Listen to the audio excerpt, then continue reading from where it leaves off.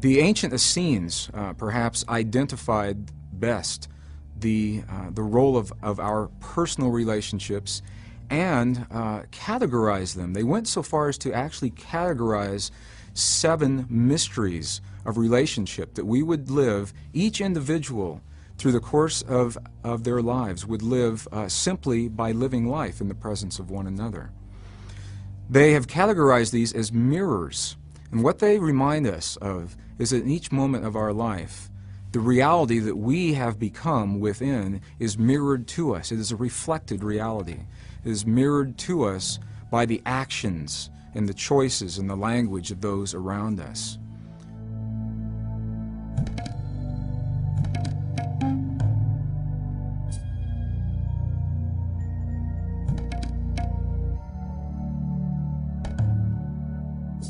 The first mirror of those relationships is a mirror of our presence in the moment. It's the mystery of the first mirror, what it is that we reflect to those around us in the moment. When we find ourselves surrounded by individuals and patterns of relationship and behavior with a dominant aspect of anger or rage or fear perhaps, and the mirror works both ways. It could just as easily be joy and ecstasy and happiness in our lives. If the first mirror is at play, what we're seeing is a mirror of that which we are in the moment, that's which we are radiating to those individuals around us as they mirror or shine back to us that which has been offered, the mirror of that which we are in the moment. The second mirror of relationship is of a similar quality, although it's a little more subtle. Rather than mirroring to us what we are in the moment, the second mirror mirrors to us that which we judge in the moment. If you should find yourself surrounded by individuals who demonstrate patterns of behavior that perhaps frustrate you, push your buttons of anger or rage, and you sense that those are not your patterns, they're not you in the moment, you ask yourself, are they showing me in this moment? And you say honestly to yourself, no, then there's a good possibility they may be showing you that which you judge in the moment, the anger and the rage or the joy that you are judging in that moment. When you find many different people demonstrating the same patterns to you, many different people demonstrating their anger, their rage to you. Have you ever been angry and been in a big hurry to get somewhere and gotten into your car to drive to wherever it was you were going and found that everywhere you went, you made the wrong choices? You made the wrong choice in the teller line at the bank. You chose the slow line. You made the wrong choice on the exit ramp on the freeway. And everywhere when you're driving down the road, you're seeing people that are pulling out in front of you and then doing about 30 miles an hour in a 55. They may be mirroring to you what you are in that moment. We're going to talk about a reflected reality in just a few moments, a reflected reality. Often, the mystery of the first mirror is precisely what's happening. Often we will find people in our presence who are mirroring to us that which we are in the moment, and often that's not the case. And then people say, well, the mirrors don't work. Well, they do work if we have the wisdom to recognize what it is they're saying. A few years ago, I had the opportunity, a rare opportunity, have 3 people come into my life in the same month. Now, that should have been my clue right there. When 3 brand new relationships, very different in nature, all occur within the same month, that's the flag that says something's going to happen here. You better believe it. One of them was potentially a romantic relationship. One of them was potentially a business relationship. One was a mix between a business a relationship and a friendship. Each of them came into my life. Each of them came to me. And that's to have been the second clue. Each of them found me. The romantic relationship, it was with someone who I had worked with. We had spent a lot of time together. We had a lot of common interests, and it was one of those things where it just kind of made sense to be together. It wasn't like there wasn't a powerful magnetic attraction. It was more, it just seemed like the thing to do. The business relationship was especially interesting for me. I was very busy doing seminars, more than full-time. It's like we are now. And there was a gentleman that came to me and offered to do the logistics and to set these seminars up, allowing me, freeing me up to do the things that I was choosing to do more of, and allowing him to do the things that he did best. Sounded like a good plan for me to do that. And the friendship and kind of quasi-business relationship, there was a gentleman, a very talented, very skilled carpenter, who asked if he could house sit on my property in northern New Mexico while I was leading a group to Egypt in the late fall. And I had been looking for someone to stay on the property, and it looked like also a good thing to do. He said that he would like to stay at that property in exchange for his carpentry and caretake. And so all of these happened right about the same time. It was a very, very busy time in my life. And I said, okay, sure. Well, within that month, within the same month that each of those three people came into my life, each of them just about began to make me crazy. They were just driving me right up the wall. And there's a pattern that I had demonstrated throughout much of my life. When things were making me crazy, we call it crazy making, when things were doing that for me, I would use logic. And through my logic, I'd say, oh, Greg, you're just tired. You know, you've been on the road a lot.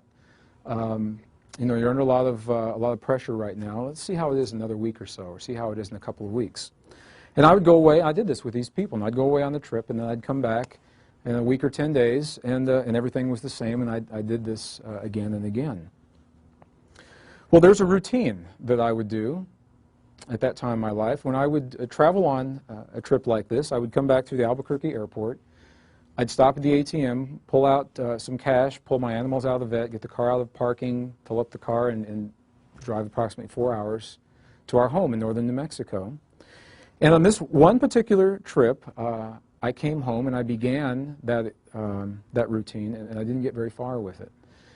Because I went to the ATM at 5 o'clock on a Sunday afternoon in Albuquerque airport, and the ATM machine told me there was nothing in that account. And I knew that it was a mistake. I knew that the account was full because I'd just been approved for a construction loan. It was a business construction loan on my property in northern New Mexico, and that there was plenty of money there, and I would check it Monday morning. So I drove home, and Monday morning, sure enough, I got up and I called the bank, and they said, well, there's no mistake, Mr. Braden. Not only is there no money in this account, you are overdrawn by 71 checks, and there's a $30 service charge in each of those checks. When can you come in and talk to us? I said, well, I'll be right there. One of those checks was to me. And one of those checks was to my dear friend, Jeff Volk, and that's how we met. So now Jeff gets the story. Because Jeff had trusted me and sent me a video. I'm sorry, Jeff. I really So I did. I went to the bank and I said, well, what's happening? They said, well, there was a wire withdrawal from your account. It was not authorized. It was not authorized by me, and they believed that it was.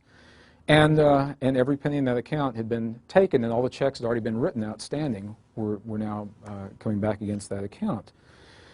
And when something like that happens, there's really no way to rationalize anything else. You can't do anything else. So I didn't even have enough money to put gas in my car and get my animals out of the vet. There was absolutely nothing that was there, and I had to go home and look at this. I said, wow, something big is happening here. Well, at the same time, I had just completed a tour, a series of workshops along the Pacific Northwest for about 30 days. And the people who had offered to set these programs up for me had many reasons why the money from those programs wouldn't come through. They said, well, our accounting isn't done, or we haven't reconciled our accounts, or whatever. Something was happening. And at the same time, the gentleman who was living on my property in exchange for the carpentry, and this is really very delicate for me, and I have to be really careful. I guess the best way to identify this is that he had chosen a lifestyle that not only was what our property was not about, it was illegal in the eyes of the state of New Mexico at that time. And I was asking him to change his lifestyle. Was that delicate? That was good. So all these things were happening at the same time.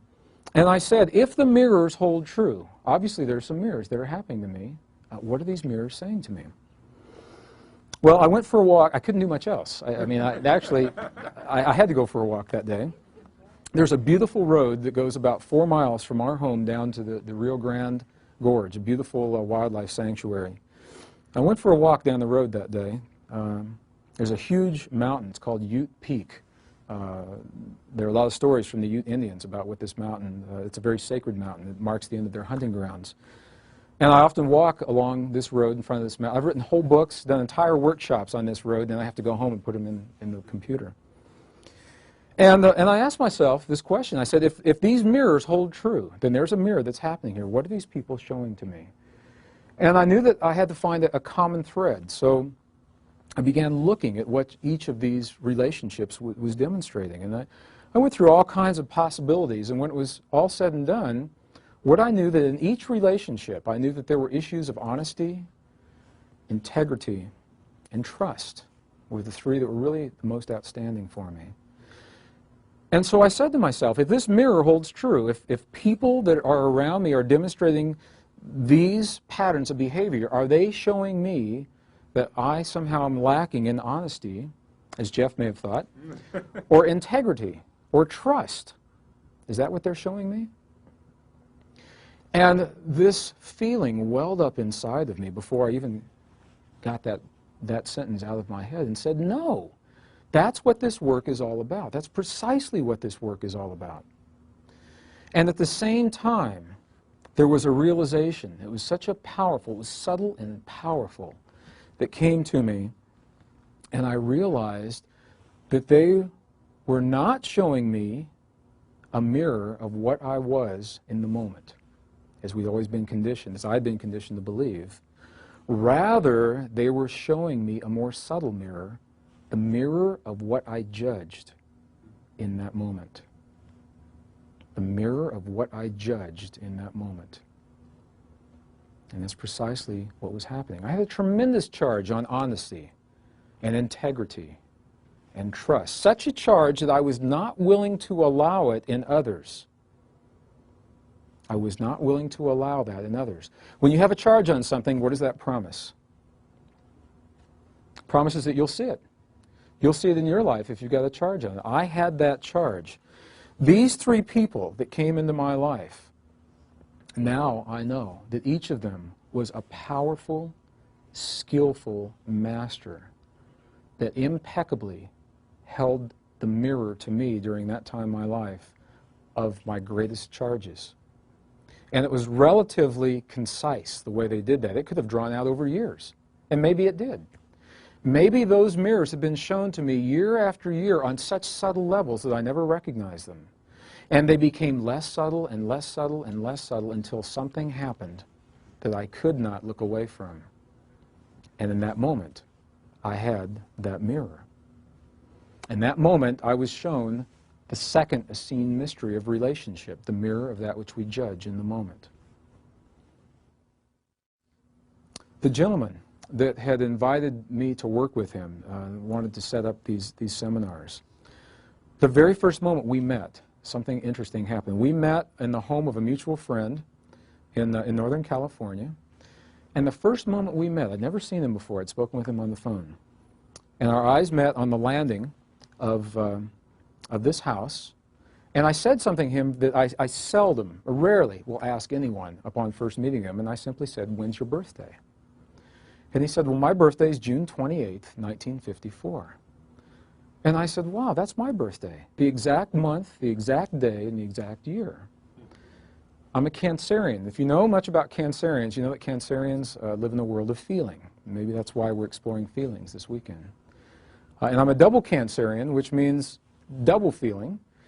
And depending on how you run the charts, I've got 5 or 6 planets in the 12th house that are all in Cancer. So my world is a very feeling world. And my path has been to reconcile that feeling world with the academics through the corporate and in the academic world. And I looked at him and I said, well, you must have had the same experiences then. Another Cancerian male. What a great person to share this business with. And he said something to me in that moment. He looked me directly in the eyes and he said something to me and I discounted it. I used my logic. And what he said to me was, I'm your evil twin. And he told me in that moment, and I discounted it. Because my logic said, oh, well, he's just making a joke. Although I had a feeling in here. The moment the gentleman moved onto my property to caretake for me in exchange for him living there, I had a feeling about him being there, and I discounted that feeling through my logic. I said, oh, Greg, you don't really even know that man. Well, that's precisely the point. You don't even know him. Why would you judge him? The moment that I began spending serious time with the potentially romantic relationship in my life, I had a feeling. And my logic said, oh, that's the feeling that you had from the last time you got hurt. So let's give this one a chance. And the reason I'm sharing this with you now is because in each of these there was a feeling that told me right up front. And there was more than one lesson that happened here, and I've shared this with other people, and it's been a powerful trigger for them. It's a lesson I didn't care for at the time. The week that I recognized the pattern of judgment, the week that I recognized that each of these people was masterfully mirroring for me the things that I judged in life, every other relationship that was held in place by judgment began to disappear. There's a cascading effect, and I share this with you now because I know that it works this way. If you are experiencing a pattern in one place in your life, it'll show up in other places in your life, and once it is healed, once it's reconciled in one place, it is healed everywhere simultaneously because we are holographic in nature. Our consciousness works that way. It is mirrored on many, many different levels. Well, the gentleman who had offered to do the business with me, that relationship didn't work well at all, and I felt like I gave it ample opportunity, and the reality is it did work well, and I just didn't know what it was showing me. It worked perfectly as my mirror. So one day I called this gentleman and I said, I'm not going to work with you any longer. And I hung up the phone. There's more to it than that. I'm making a long story short. I hung up the phone, and as I did, I realized that every program and every source of income that I had for the next 6 months, I had just canceled. As my hand was on the phone, that was on a Saturday afternoon. So I had the rest of Saturday and all of Sunday to think about it. Sunday night, there was a message on my voice machine from a woman I had never met before, who through mutual friends had heard about these workshops, and she asked me to call her, and I did. And she said, I'm interested in sponsoring you and setting up programs for you around the country. Would you be interested in working with me? And the first thing I asked her, I said, well, when's your birthday? She said, June 28th, 1954. True story. And my first reaction was to hang up the phone, and I didn't do it. And I shared with her, I said, let me tell you a story. And I shared with her this story, and she said, well, would you be willing to give this a chance? This time, I paid attention to the way that I felt, and it felt different. Something was different. And I said, yes, I'd like to do this with you. If you know her, now she's a seminar coordinator and does workshops in her own right, and now an author of a couple of different books. Her name is Joanne Carl Cornog, if you've ever done any work with Joanne Cornog.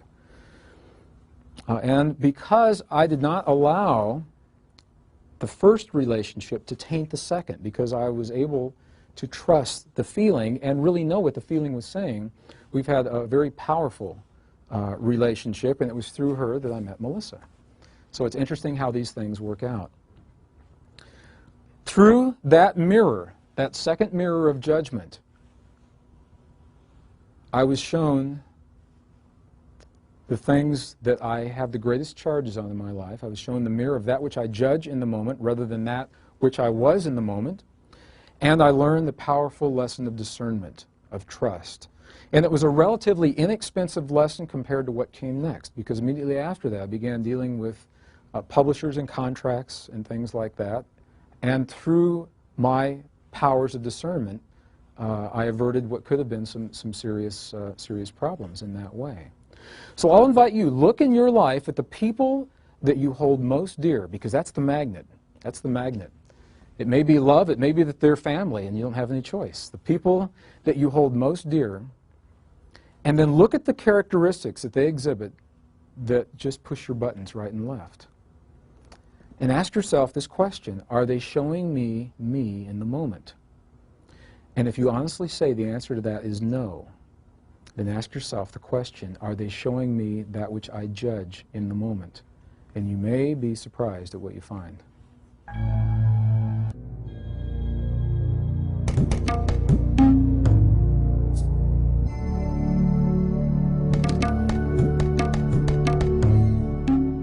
The third Essene mirror of relationship is perhaps one of the most commonly recognized mirrors.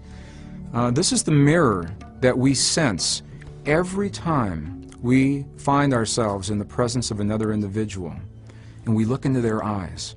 And in that moment, this magic happens. This electrical charge tingles through our body. Perhaps the hair on the back of our neck and our arms stands up in the presence of this person whom we may not even know. What has just happened in that moment? Well, through the wisdom of this mirror, we're asked to allow for the possibility that through the course of our lives, in our innocence, to survive life's offering, that we give away huge portions of ourselves in the experience of life itself.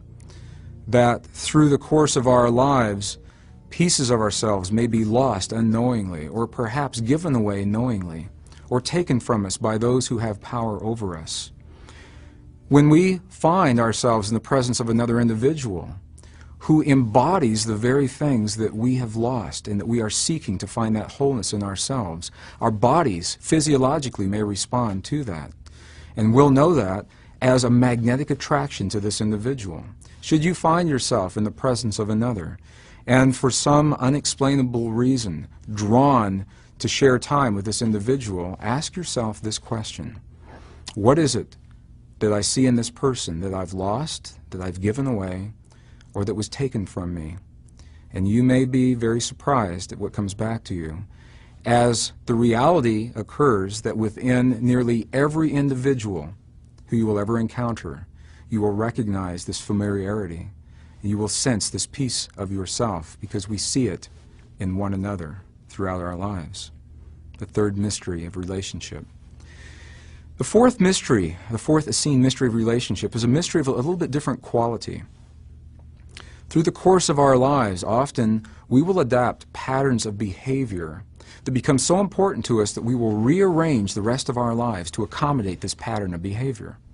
When we find ourselves in this situation, often these patterns are identified as compulsive or addictive patterns of behavior.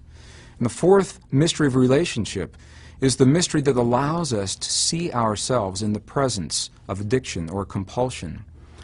Through addiction and compulsion, what happens is that we find ourselves giving away, little by little, the very things that we hold most dear in life.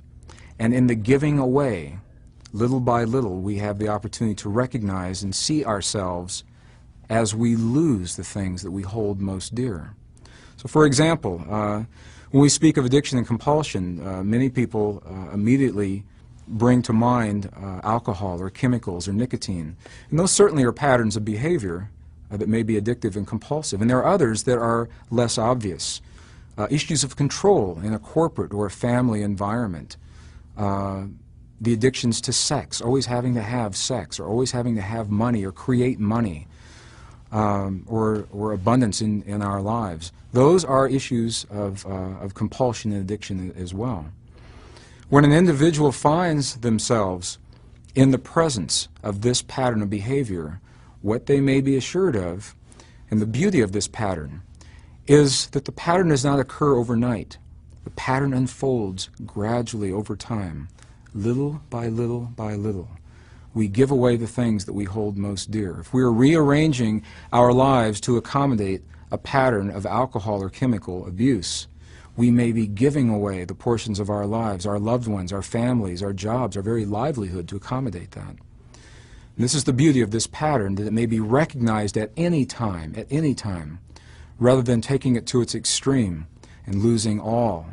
We may recognize this pattern at any time, heal that pattern, and find our wholeness in that healing. 1992. I was doing a series of workshops very similar to this in Mount Shasta, actually a little town just outside of Mount Shasta called McLeod. If anyone knows where McLeod is. At a wonderful place called the Stony Brook Inn. It was a bed and breakfast, and at that time it was also a retreat center. We had rented out the entire facility. We had the whole place all to ourselves, including a great room downstairs. And in that great room, there was a large screen television, and we were watching our video clips at night. Well, 1992, a gentleman named Richard Hoagland had just come out with a pretty amazing piece of video of a presentation he'd given to a special session at the UN about what he believed we had found archaeologically on Mars with our Viking probes in 1976. And we were watching this as a group. And it was dark. It was in the evening. And the door opened up, and there were two travelers that came in looking for a room. Of course, the inn was full because we had all the rooms, and they happened to see what we were watching, and they said, "This looks really interesting. Can we stay?" And I said, sure, and they did. And when it was all over and the lights came on, I looked across the room, and there were two women who were traveling cross-country, and for some reason, one of them looked very familiar to me. I had never met her before, and I just felt that sense of familiarity. Have you ever had that happen? Have you ever been in a public place, maybe the airport, coming in here, or a bus station, or a train station, or a mall? Grocery stores are great because no one's suspecting it, and no one's expecting it. And all of a sudden, you're not looking for a relationship, you're not seeking anything consciously, and all of a sudden someone may come by you, and you feel them walk past you, and you think, wow, what was that? Or perhaps your eyes will meet. And just for a fraction of a second, while your eyes meet, this thing happens. This magical little thing, this electrical glimmer of recognition. And then more often than not, in our culture, that's not approved. We're not supposed to do things like that. So more often than not, what will happen is we'll find a distraction. You know, if you're walking down the street, we'll do something like this. You know, we'll do one of these things. Or look at a piece of gum on the sidewalk, or anything to break that moment. What just happened in that moment? When you look at someone and you feel that feeling, that sense of familiarity, what just happened? I worked with a group of engineers at one point in my life, and one of them was a gentleman that had this happen many times each day. Many times. And typically it happened with women. And what would happen was he would leave our office for a period of time. He might go out for lunch. Friday afternoon, we'd all get a paycheck, we'd go to the bank, cash our paycheck, get a bite to eat, run some errands, and we'd come back, and he'd sit at his desk.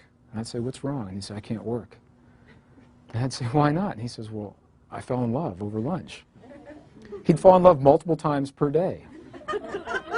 It wreaked havoc in his life. This is how these mirrors come up to us. That's why I'm going to share with you true life stories. It happened so often that we even had a name for it in our group. We called it getting slapped. And he'd go for lunch, and I'd say, "How was lunch?" He'd say, "Well, I got slapped 5 times." And I knew he fell in love 5 times. So we'd get back to work, and he'd sit there, and then he might do something like he'd call the bank where we cashed our checks and say, "Who was the teller, the third one from the left, over the lunch hour?" He'd get her number, and then he'd call her. And he'd say, "Would you like to meet for coffee after work?" And she'd say, "Sure," sometimes. And so they go meet for coffee. And while he was having coffee with this woman, he'd look at the waitress that brought them the coffee. And he'd feel that he was in love with the waitress. And it happened again and again. It was particularly a problem for this gentleman because he had a wife, 2 wonderful children, and he loved them very much. It wreaked havoc in his life. Now, this is an extreme. Hopefully it's an extreme. Hopefully it's not like this in your lives. And I use it as an example because it's such a vivid happening in that moment when we feel that feeling? What's going on? Well, this is what happened to me in Mount Shasta. That's happened to me every once in a while in my life. This has happened to me very few times. And the lights came on. I looked across the room. There were two women there. One of them, I looked at her in the eyes, and I had that feeling. That magical thing happened. And everyone said their good nights and went to bed. And she and I were talking, and I said, would you like to go for a walk outside? And she said, sure. I don't know if you've ever been to the town of McLeod or not. A walk around McLeod takes about a minute and a half, maybe. And we did. We did the circuit down past, there's an old lumber mill, and there's a museum, and a post office, and an ice cream shop, and then we were back. And I said, I enjoyed that. And she said, I did too. And I said, would you like to do it again? And she said, sure. So we did this several more times that evening. And it got late, and eventually we said goodnight. I never got her name. We said goodnight, and that was that, I believed. Well, it was on this same journey that a very powerful friend came into my life. I'll begin this story now, and it will have its completion before we have completed our science of compassion. It was underneath the front steps of the Stony Brook Inn that a mama kitty had given birth to a litter. She'd never done this before. She apparently didn't know or wasn't capable of nursing, and all the litter died. They believed. And it was while we were there at this workshop, the mama came out carrying this little bag of fur and bones, and he was still alive somehow, and he hadn't eaten since he had been born. And they said, well, this is magic, that this animal has such a will to live, we'll name him Merlin. And they did, and Mr. Merlin was a beautiful, all-black little male kitty. Was supposed to be an outside cat. There were no animals allowed inside the Stony Brook Inn. Well, the night that I got there, he found my room. Somehow he got in, found my room. He meowed. I opened the door and let him in. He never left. And he was with me the entire week that I was there. And he was being nursed back to health. We slept together. We dined in my room together. He'd stand on the edge of the sink while I shaved and watch me. He'd stand on the edge of the tub while I was showering, and he'd catch little water drops in his whiskers that were bouncing off my body, and we became very good friends in that short week. As my workshop was coming to a completion, it was time for me to come back to New Mexico. And they said, we have our quota of animals. Would you like to take Merlin with you? And I did. I said, sure. Well, that morning I was leaving, and I had to go into Mount Shasta to get the things that you need to take an animal with you when you travel cross-country. I got a leash. He was a leash-trained kitty, and little kitty water bowls and litter boxes and all the things that you need. Well, I was driving down the street, and I stopped at a light, and I looked up, and there on the corner was the woman that I'd seen the night before. See, the story is going somewhere, and it does tie together. It works out really well. And she was there, and she looked at me, and I looked at her, and she came over the window, and I said, hi, how are you doing? She said, fine, and the light turned green, and people were honking their horns. And I said, have you eaten yet? And she said, no. And I said, would you like to? She said, yes. She got in.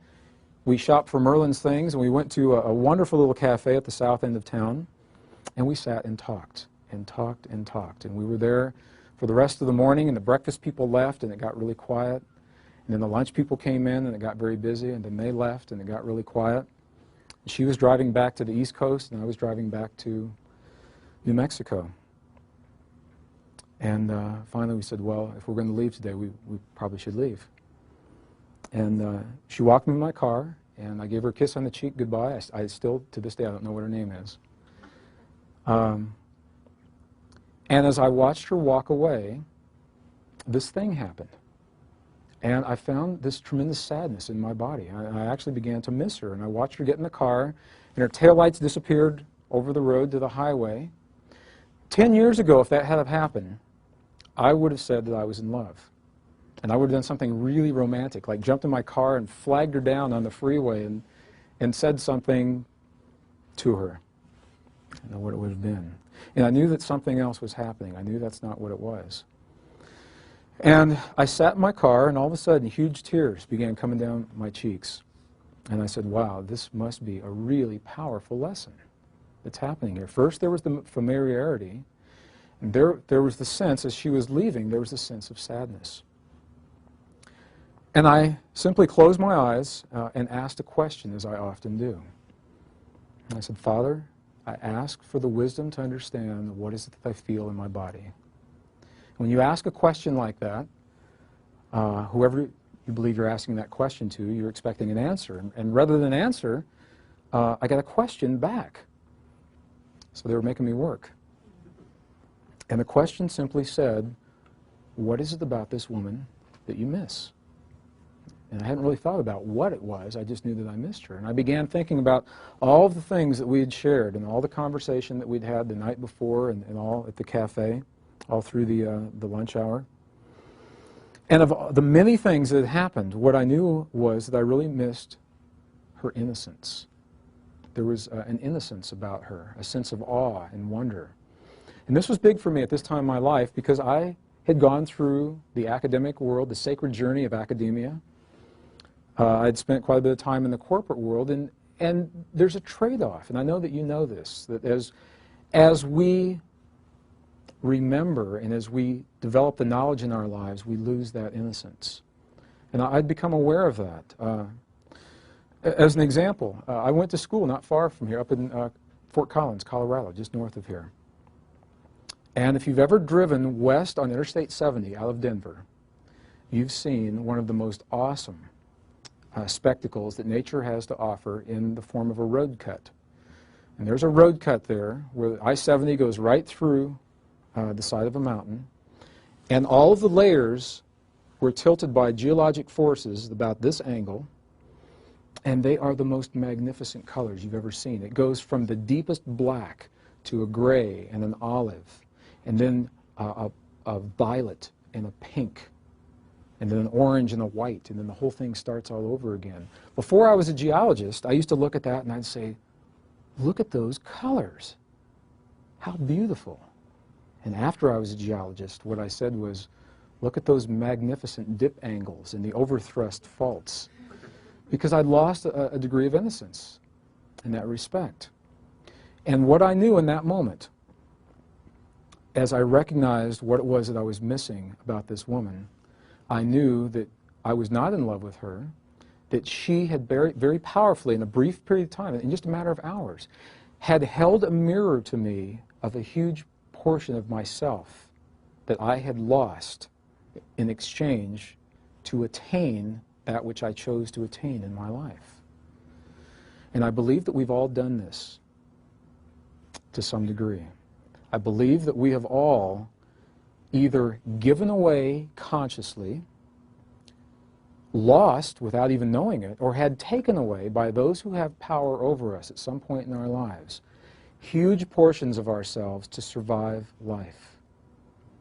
And perhaps more than ever before, at this time in human and geologic history, we're asking ourselves to bring those pieces back once again, so that in our wholeness, we may know ourselves and have the experiences that we're choosing to have in this lifetime.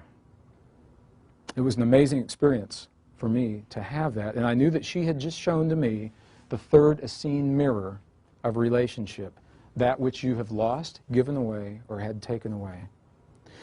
And the truth is, the reality of this experience is I believe that if we are honest with one another, truly honest with one another, in almost every eye of every individual that you'll ever look into, if you look long enough, you'll see and you'll feel that sense of a portion of yourself. You'll feel that recognition.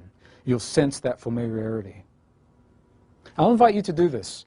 Do this in a public place. When this happens to you, if it is in a bus or a train station or an airport or a mall or grocery stores, because people in grocery stores are usually not expecting these kinds of experiences. When someone comes into your awareness and you feel that feeling, initiate a conversation about anything. Maybe it's in the produce department. That happens there frequently. Talk about produce. Nice melons, nice grapes, nice bananas, whatever it is. Anything to initiate conversation. And while they're speaking, ask yourself in your mind, ask yourself this question.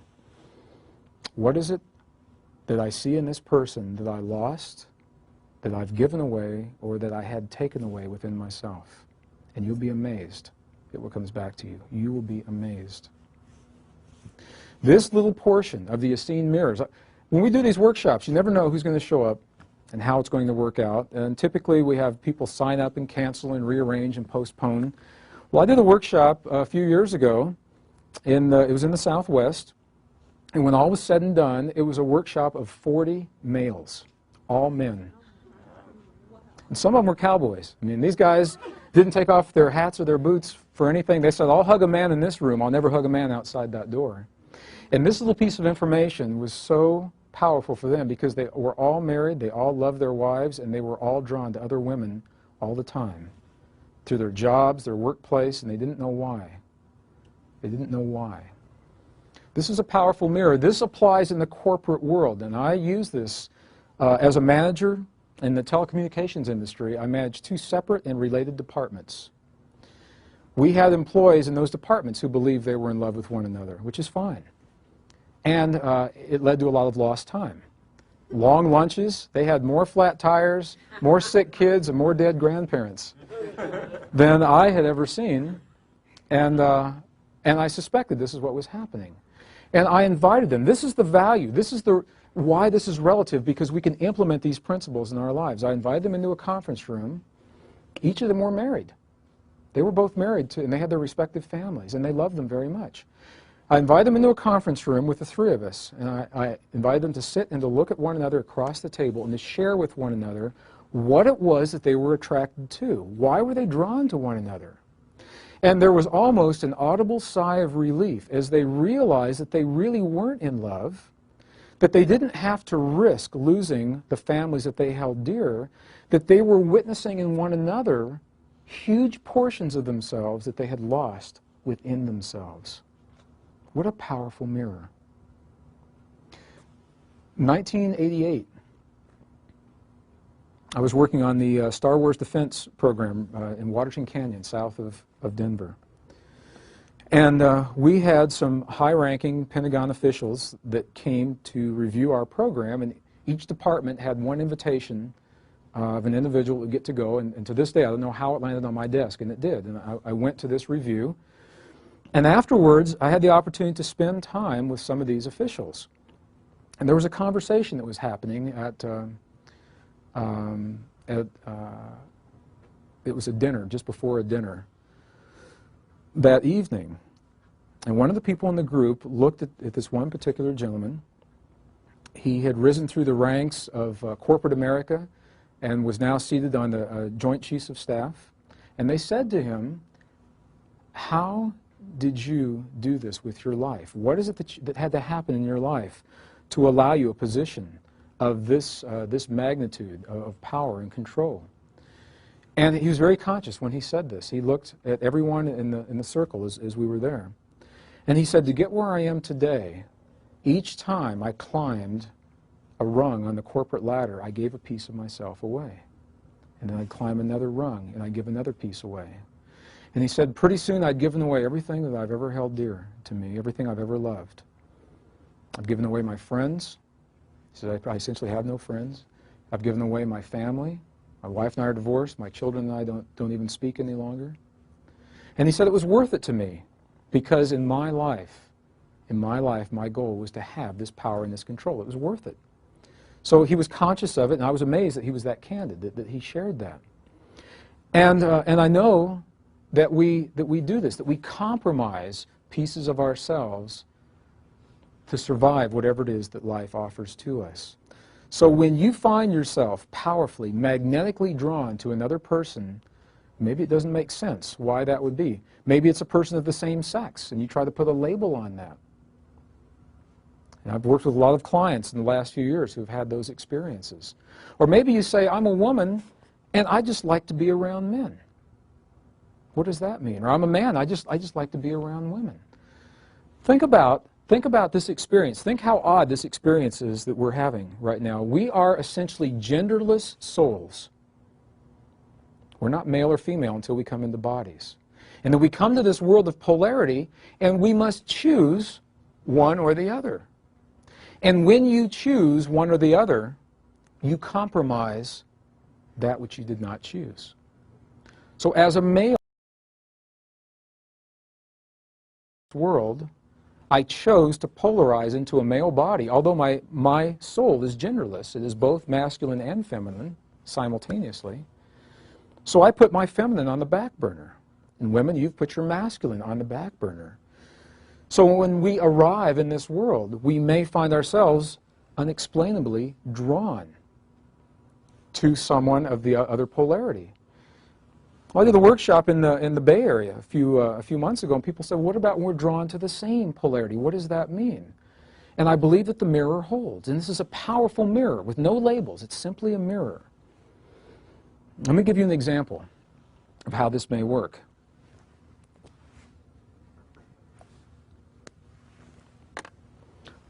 This is a case history that I worked with. What happens if you're a male? You come into this world, you're a genderless spirit, you choose to become a male, you compromise your feminine. So you've given 50% of that experience away already, and you come here as a male. Early in life as a male, what if you live conditions where your masculinity is taken from you? Through abuse, in this particular example, in this case history, through abuse. You gave your feminine away to be here, and once you got here, your masculine was taken from you. What have you got left? Nothing. What will you seek? You will seek to reinforce that which you most identify with at that point in your life. If you've come into this world as a male and that masculinity was taken from you, you'll seek to reinforce that which you have that recent memory of. You may seek time, and this gentleman was seeking time with a male, and it was confusing to him. He didn't know why. And as he began to understand this, it made tremendous sense to him why. And within a few months, he didn't have that orientation any longer. And if he had of, that would have been fine as well, because we're simply dealing with patterns of energy until we place labels on them. Isn't it interesting how that works? We'll seek to reinforce that which we have lost, given away, or had taken away in our lives. So I'll invite you to look at your life, look at the people that you are compelled to be with, and ask yourself, what is it in them that you've lost, given away, or had taken away in your life? And then romance in our culture today, romantic relationships. How many times have you heard of couples that come together because they feel this charge, and then the charge goes away? And they say, well, I'm not in love anymore. And the reality may very well be that their love has served them so well, that which they sought in another, they have now healed in themselves, and they will not feel that charge. And at that point, they've served one another so well, they've become that wholeness. From that point forward, they may choose to continue that relationship based on completely different principles, because they simply enjoy one another's company.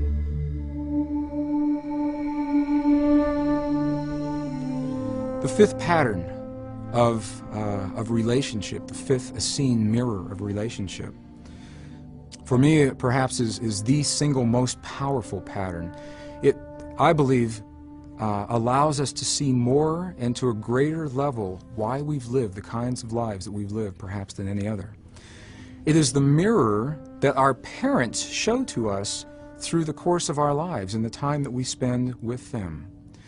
Through this mirror, we're asked to allow for the possibility, to entertain the possibility that perhaps, just perhaps, the actions of our parents toward us are mirroring our beliefs and our expectations of what may be the most sacred relationship we'll ever know in our lifetimes, and that is a relationship between us and our heavenly mother and father, or the male, masculine, female, feminine aspect of our Creator, however that's viewed.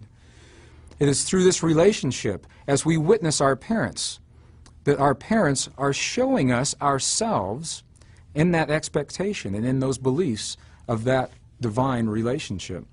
So for example, if we find ourselves in a relationship with parents where we feel we're judged constantly, or that we feel that our best is never good enough, there is a high probability that in that relationship, the truth of what's being mirrored is our belief within ourselves that we may not be good enough, or that we may not have accomplished that which has been expected of us through our perceptions of ourselves and our Creator.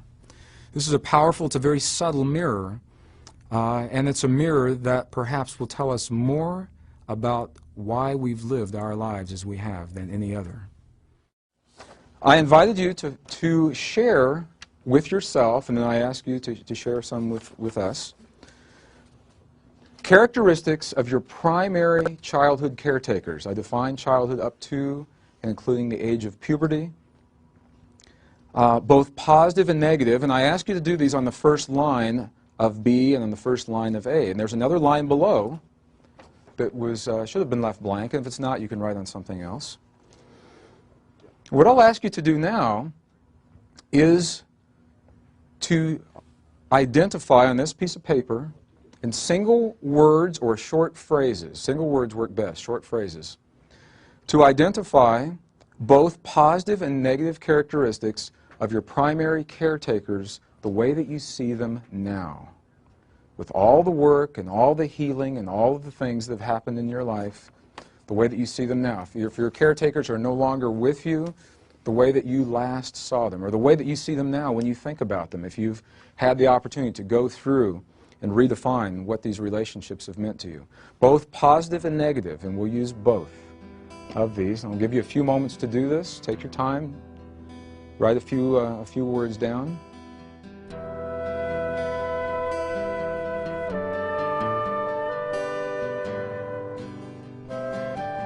Let's take a look at what we've got. To the degree that you're comfortable in sharing a few of these, what were some of the positive characteristics of either or both male and female caretakers as you see them now? What are some of those characteristics? Vulnerable. Vulnerable? Okay. More loving?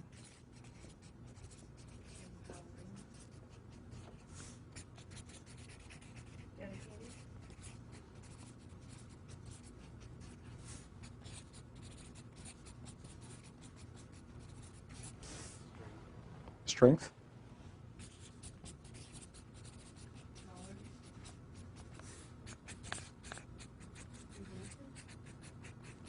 Inventive? Is that like creative?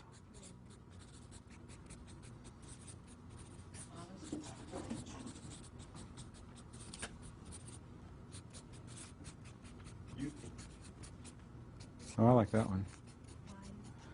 Actually, today's my mom's birthday, and I just said that to her this morning. I called her before I came in, and I said, "Do you feel any different?" And she says, "No." And I said, "Well, there's no reason why you should."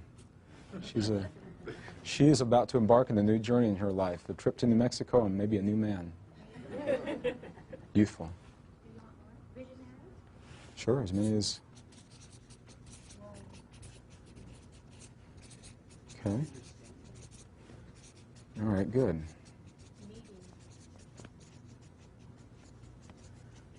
What was the last one? Needing. How is that, you see that as a positive? I see that as positive because before they were kind of closed, not thinking that they needed the love and the attention from their children. So maybe more open. Yeah. Openness. I'll put it right down here. Okay. Hardworking. What are some of the negatives, if there are any? What are some of the negatives? Judgmental. Judgmental.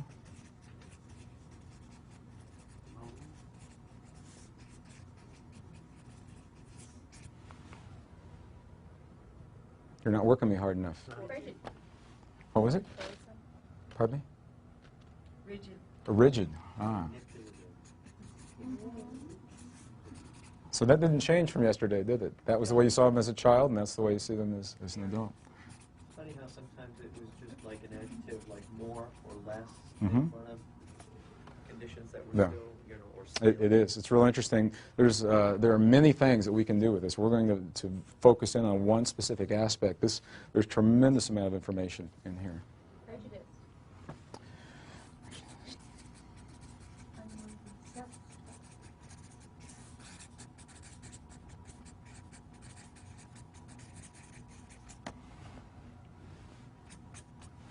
Okay. Misunderstood. Misunderstood?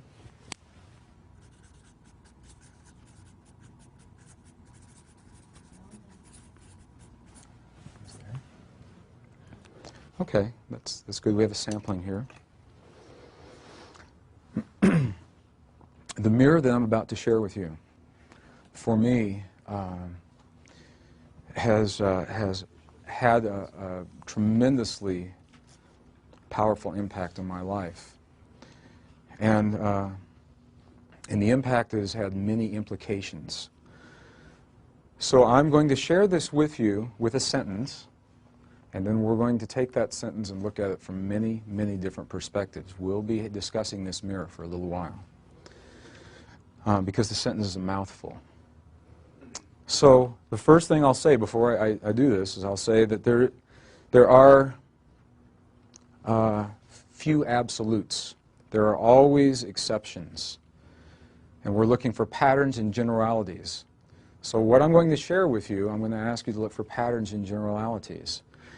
As I share these things with you, if you feel something welling up inside of you that says, no way, there's a good chance you've just found a really powerful piece of information about your life and your history, and now you're being asked to choose whether or not this is the time to view it. If the answer is yes, you'll have the tools. If the answer is no, you've heard the tools. So if, as I'm sharing this with you, you feel this emotion, your body temperature heat up a little bit, your heartbeat might rise a little bit, your fingers may tingle. It's kind of like being in love. This may be what's happening, and the only way that you will have a response is when you are you're being shown something that that is so deep that you may have chosen to avert looking at it in the past. So what I'll say to you is this about this mirror. Regardless of what you've placed here, and there's no judgment, good or bad, right or wrong, we're looking at the overall mirror in the world of polarity where we see pluses and minuses. There is a good possibility that the words that you've used to describe your parents now as an adult have very little to do with the people on this earth that you call mom and dad. There is a good possibility that the words that you've used to describe your parents on this earth, in those words, you're describing a mirror, and this is the mirror that your parents have held to you impeccably, providing you insight into the most sacred relationship you will ever know as you walk this world.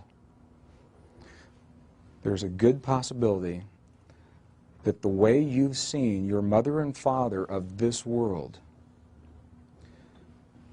represents a mirror of your expectations, the relationship you have with your heavenly mother and father. Okay, let me say this again. There is a good possibility that the way you've seen your parents, the way you describe them, the words that you use, that those are the words describing your expectations of your relationship with your heavenly mother and your heavenly father. Now, there are many different ways to look at this, and we're going to go into this in a lot of detail, and we'll go through a little exercise. Is it possible? Is it possible that in inviting you, whether it was conscious or unconsciously, when your parents brought you into this world, you were invited to come to this world? Is it possible that with that invitation lives an unspoken responsibility that we've forgotten in our culture, that says those that will bring us or care for us in this world, the mother and father in this world are surrogates. They're the closest thing that we know to mother and father in our heavenly Creator. We know that our Creator in reality is genderless. There is no mother or father. There's a force, if you will. And we're using our English language to approximate this. Is it possible that your mother and father have loved you so much, perhaps on levels they were or still are not even aware of, that they have impeccably held to you a mirror showing you the way you relationship, not with your earthly father, with your heavenly Father, not with your earthly mother, with your heavenly mother? Is it possible that when you have perceived that your parents were angry at you, that what was really happening is you were feeling your perceived Creator's anger at you? Is it possible that when your parents are proud of you, and when they encourage you, and it feels so good, that you're actually feeling that from your Creator? Is that possible? If the mirrors work and if they hold, I believe this is precisely what's happening. I believe there's a good possibility that we love on levels unspoken and so deeply that we will impeccably hold these mirrors to one another. And our parents have done precisely this for us. So I'm not saying that this is an excuse or a condoning for any patterns of behavior that our parents have ever demonstrated, and we'll go into this whole thing. I'm simply asking you to allow for the possibility that the relationship that you've had with those who have cared for you, your parents, maybe you were adopted, maybe you were in foster homes, whoever it was that assumed that responsibility for you, they have held the mirror, allowing you to see. We don't get up in the morning and say, I wonder how my relationship with my Heavenly Creator is going today. Typically, we don't do that. We're focused in living and breathing and surviving and providing for one another in this world, and it's in this world where we see the mirrors exemplified. So I'm asking you to allow for the possibility that those who have consented to care for you in this world, possibly on an unspoken level in that caring, that they've held this mirror, and this mirror has shown you your beliefs and your expectations of how you believe your Creator sees you and how you see your Creator. How do you feel about the possibility that your parents have held this mirror for you? Does it make any sense, first of all? Let's try something. Let's try something. I invite you to close your eyes. Close your eyes. Take a deep breath. Deep yogic breath. Yogic breath is where you push your tummy out. When you inhale, that means your diaphragm just dropped. Okay, and then pause briefly. Don't be in such a big hurry to get rid of that breath. And when you do exhale, tighten your tummy muscles a little bit. Just take a deep yogic breath. Okay. Now in your mind, I'll invite you to say to yourself, consent to feeling in your mind. In your mind, say, I consent to feel. I allow myself to feel.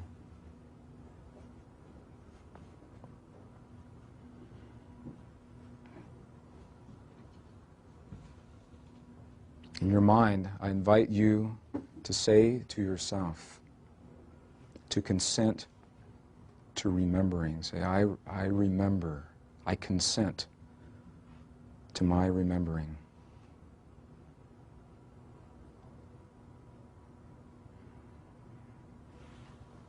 And now I'll ask you a question.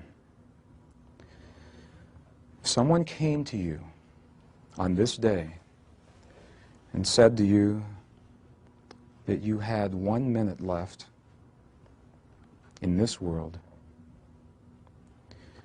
and after that minute, that you would no longer be present in this world or communicate with those that you love and hold most dear.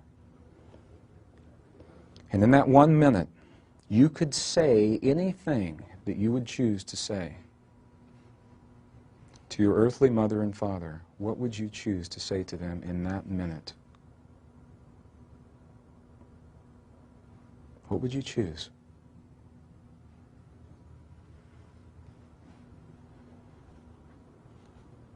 I invite you to share those words with me. What words would you choose in that 1 minute?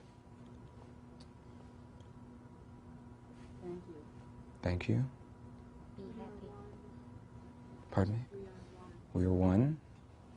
Be happy. Be happy. See you soon. See you soon. I love you. Certainly, I love you. All right. If someone came to you and said to you that you had 1 minute left in this world with those that you love and hold most dear, and in that 1 minute, you could hear from your mother and father anything, what would you most choose to hear from your mother and father? What would you most choose to hear from your mother and father?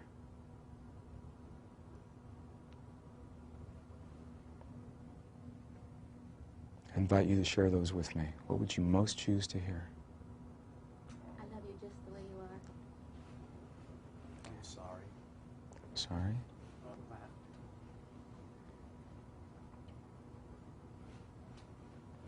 Okay, with your eyes closed, take a deep breath.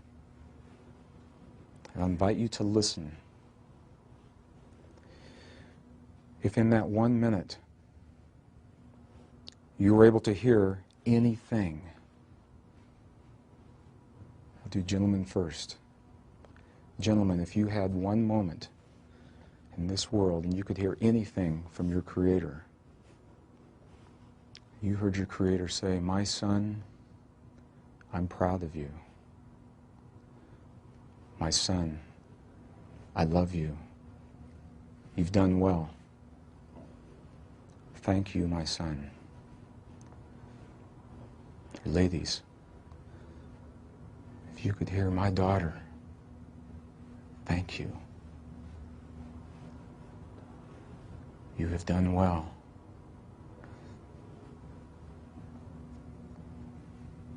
My daughter, come home." How do you feel when you hear those words? Can you feel that feeling in your body? Why? They're just words.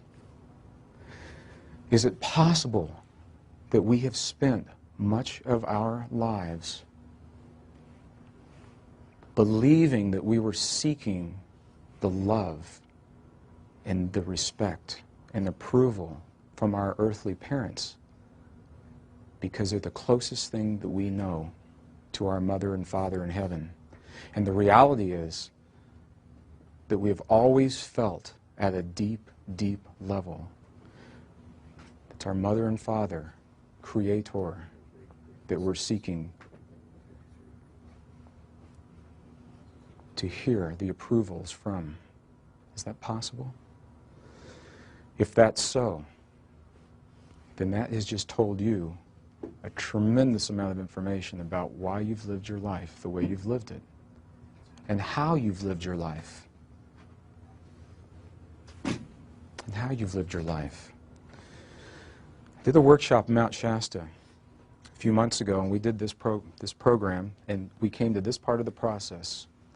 And there were about 230 people in the room, and there was a gentleman who raised his hand, and he said, "This is ridiculous. This does not work for me at all." So right there I knew something was going to happen. And I invited him, and I said, "Are you comfortable sharing this with 229 other people in the room?"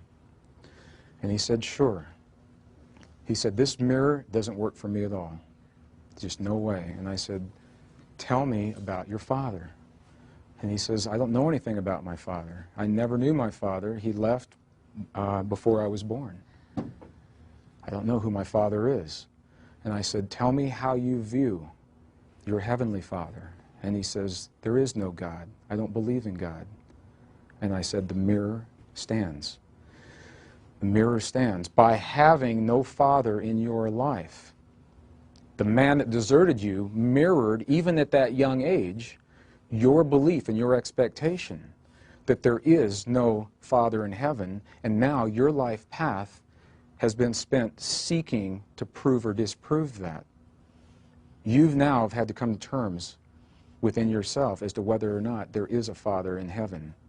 And by your father leaving you early in life, he pushed you to the edge of who you believed you were and asked you to redefine that. And he said, "Oh my God."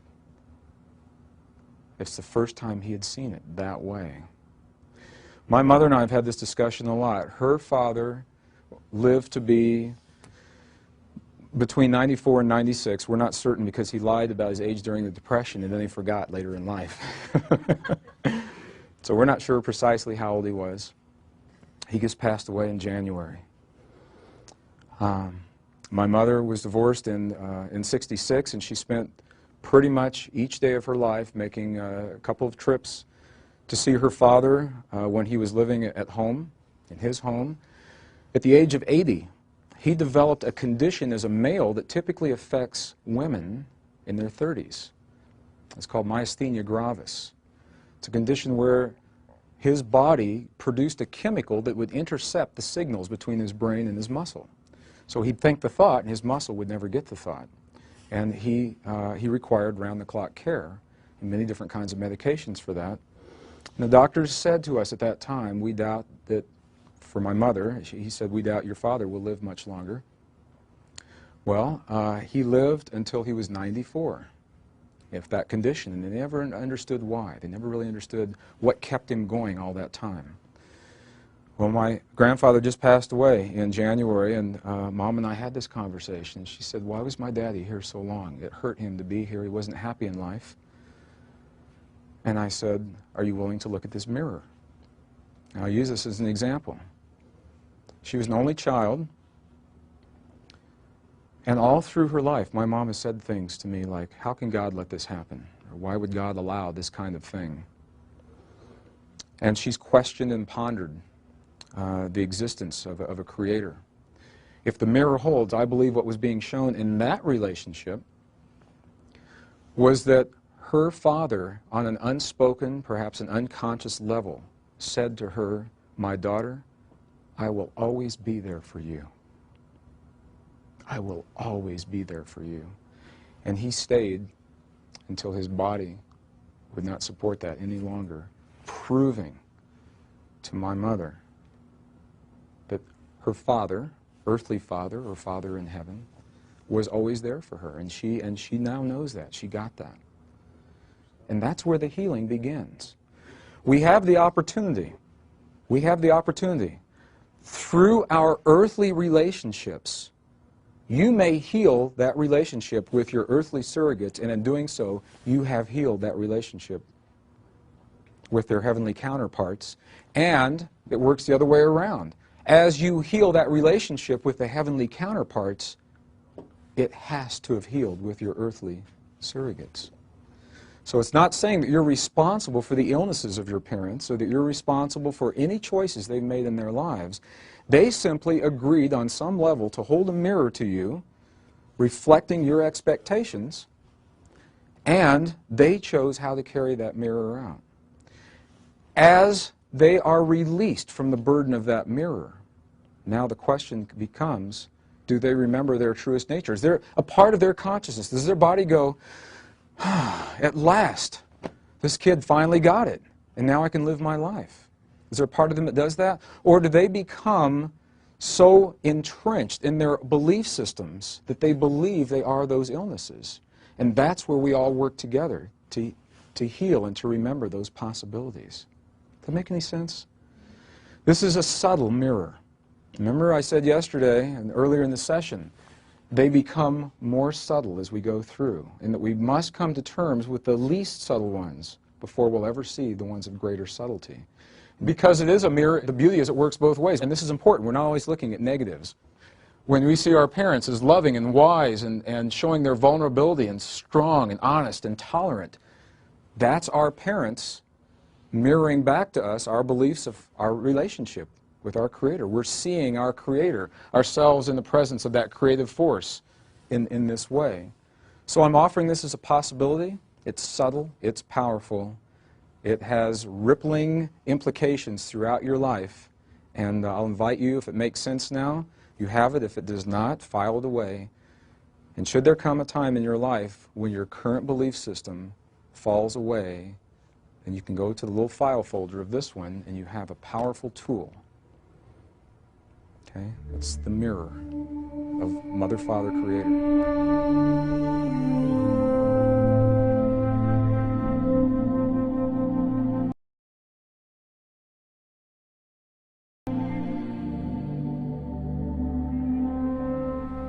The sixth Essene mirror of relationship is a mirror that has a rather ominous name. The ancients call it the dark night of the soul. And clearly, the mirror does not have to be as ominous as its namesake. Through the dark night of the soul, we are reminded that life has a propensity toward balance. Nature has a propensity toward balance. And that it takes an extremely skillful, masterful being to upset the balance in nature and to upset the balance in our lives. When we find ourselves in the greatest challenges of life, it is in those moments that we may be assured the only way those challenges are possible is after we have amassed each tool that will allow us to move through that challenge with grace and with ease. That's the only way it can happen. Until those tools are amassed, we will never see ourselves in the situations that ask us to demonstrate these high levels of mastery. So from this perspective, the greatest challenges of life, those of relationship, perhaps our very survival, may be viewed as tremendous opportunities to demonstrate mastery rather than tests that may be passed or failed in life. And it's through this mirror of the dark night of the soul that we see ourselves naked, perhaps for the first time, without the emotion and the feeling and the thought of all of the constructs that we've created around us that we believe keep us safe in life. And it is through this dark night of the soul, perhaps for the first time, we have the opportunity to see ourselves in that way and to prove to ourselves, to demonstrate to ourselves that the process of life may be trusted and that we may trust ourselves in life. The dark night of the soul is an opportunity for us to lose everything that we've ever held dear in our lives and to see ourselves in the presence, in the nakedness of that nothing. And as we climb out of the abyss that is left from everything that we've lost and we see ourselves in a new way, that is where we find our highest levels of mastery. The ancients talk about the dark night of the soul very clearly. I had a client that came to me when I was working in the Bay Area. He was a software engineer, a brilliant software engineer, a young gentleman. He was married, had a wife and 2 children, 2 daughters. He loved them all very much. And in his software environment, his skills were in such demand that pretty soon he began traveling tremendously. First, he was going to technical sites, and they began doing trade shows, tech support at trade shows.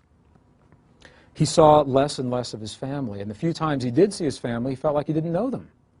There was little to talk about on the weekends. He didn't know what his kids were doing in school. His wife and he, their communication was lacking. Into his department, the company moved another engineer. It was a woman from Los Angeles, same age. They began sending them as a team to these different programs, and it wasn't, you see where this is going, it wasn't long before he believed that he was in love with this woman. And she believed that she was in love with him.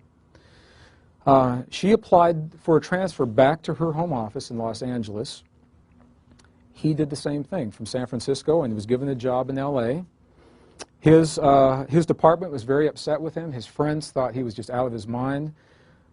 His family was devastated. And he said, well, you know, I'm sorry that I've hurt these people, and that's okay. I'm off to my new life. So he went to Los Angeles, and they were down there about 3 weeks, and the woman came home one day and said, you know, this is the relationship I thought it was going to be. I'd like to end it. He was devastated. What universal fear did he just get lit up? He was devastated when she asked him to leave. He began performing poorly at work, and he was put on probation, and he didn't get any better. The company asked him to leave. And he found himself in a strange city, no friends, no support system, no income, no job, and he was blacklisted from other departments in a similar industry, and he had nowhere to return to because all the things he had held most dear he had given away. His department didn't want him back, his family wasn't there for him, his friends, and he came to me in the Bay Area and said, what in the world has happened in my life? How do I get my family back? And I said to him in all sincerity, congratulations, because the only way something like this can happen in your life is when you've attained the highest levels of mastery, and in that mastery, when the last piece of the mastery is put in place, that's the opening in creation that says, now this gentleman is ready to demonstrate this level of mastery over whatever it is that he's created in his life. When life looks the worst, when we're faced with the greatest challenges of health or relationship or survival, what I know is the only way, it is only possible, we are only possible of creating those situations for ourselves after we have amassed all the tools required to gracefully see us through that experience. And your mom knew this, and she always told you. She said, God never gives you more than you can handle. Did your mom ever tell you that? God never puts more on your plate than you can handle.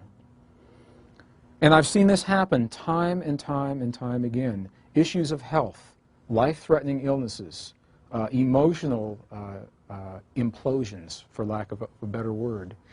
And what I know is this, that there is a propensity for balance in our lives. We have a tendency toward balance. And we have to work very, very hard to upset balance. And as masters, we all know ways to do that. As masters, we have developed ways to create tremendous imbalances in our lives. And in the imbalance, that's the impetus for us to demonstrate the level of mastery that we have attained. We're offered an opportunity for which we have no point of reference. No one to ask, no one to go to. We've never had the experience before. And in that no point of reference, all we have is ourselves. And that's where we're asked to reach down into the deepest levels of our being.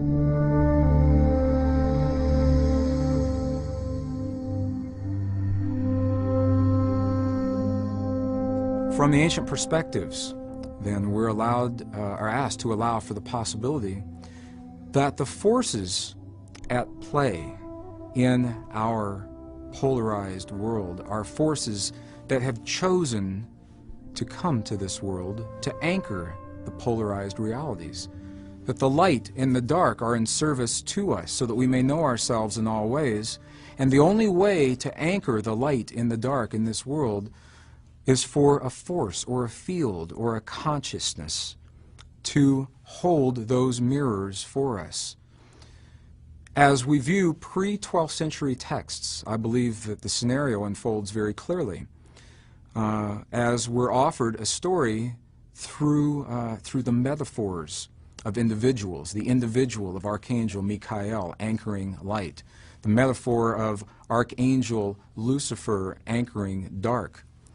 In pre-12th century texts, these metaphors are viewed as benevolent, loving beings that have chosen to descend into our world in service to us, holding benign mirrors of experience so that we may find ourselves anywhere between those mirrors, knowing ourselves in the presence of the lightest in the light and the darkest of the dark. I was dealing with the concept, a concept that had been with me for a long time and had never made much sense to me, the role of good and evil or light and dark in our lives, and what it means to us, what it may offer to us, how it plays out in our lives. My conditioning, I grew up in the Midwest, pretty conservative community. My conditioning had been that there were two forces at work in this world. There's a force that we call the light that likes us, that likes me, is there to support me, and all the good things in life that happen are of that light. And that there was another force that didn't like me, and that I could move through my life making the choices to bring me the things that I would most choose to have, and if I slipped up maybe one time, that this force that didn't like me had the ability to snuff out everything that I'd ever known to be true. And I didn't like that feeling. I didn't like the feeling that there was a power over me in that respect. So I suspected somehow that my relationship to my ideas of light and dark somehow were playing out in all these other things that were happening if the mirrors hold true. This is another mirror. If the mirrors hold true.